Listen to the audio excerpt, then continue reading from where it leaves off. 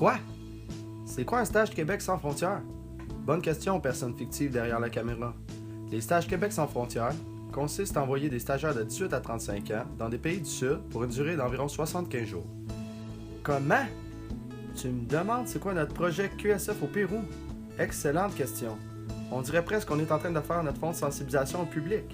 En fait, le projet se nomme INTI, la energía que alimenta la tierra, et se déroule dans la communauté de San Melchor, dans la ville d'Ayacucho au Pérou, durant les années 2014 à 2018. Ce projet a été mis au point par deux OSBL, le Crédil qui est le partenaire du Nord québécois et la REIJ qui est le partenaire du Sud. Les étudiants volontaires et les professeurs de l'université locale sont d'importants collaborateurs. Chaque année du projet est différente, un peu comme la coupe de cheveux à Rihanna. À chaque année, les stagiaires fabriquent des outils qui sont offerts aux familles de la communauté pour les assister dans leurs tâches quotidiennes. Ces outils fonctionnent avec le soleil.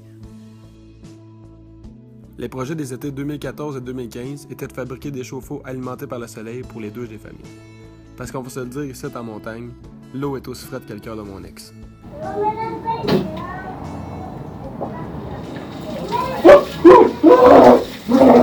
Il vient du fait qu'à Ayacucho, il y a un soleil abondant presque tout au long de l'année.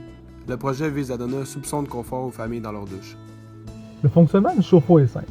Le soleil chauffe l'eau dans les collecteurs, les tubes transparents. La masse volumique de celle-ci change et crée une circulation dans les tuyaux. L'eau chaude monte dans le réservoir et se fait remplacer par de l'eau froide. Elle se fait alors réchauffer à son tour et ainsi de suite. On appelle le phénomène la convection naturelle. L'année 2016. En plus d'être une année terrible quant au décès des vedettes, Rest in Peace Harambe a été dédiée à la construction de serres sur le toit des familles. En plus de servir de jardin par les temps plus chauds, la serre permet de cultiver des herbes et des légumes par les temps plus froids. Hey, cochon! Afin de réduire la dépendance aux énergies fossiles ainsi que les risques de maladies liées aux émanations de la cuisson, le projet de cette année était la fabrication de fours solaires. Orienté vers le soleil, le four emmagasine l'énergie solaire thermique et permet de cuire les aliments.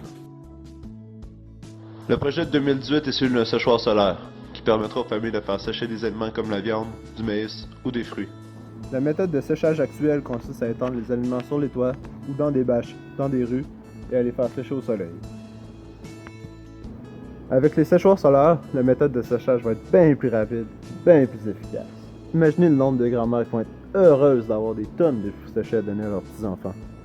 Au final, le projet INTI sert à sensibiliser la communauté de San Melchor et d'Ayacucho à utiliser l'énergie solaire abondante dans la région. Même si les outils fournis par le projet ne peuvent être utilisés à 100% du temps en raison des conditions météorologiques, l'idée est de semer une graine dans l'esprit de la population sur la viabilité qu'apporte le développement durable.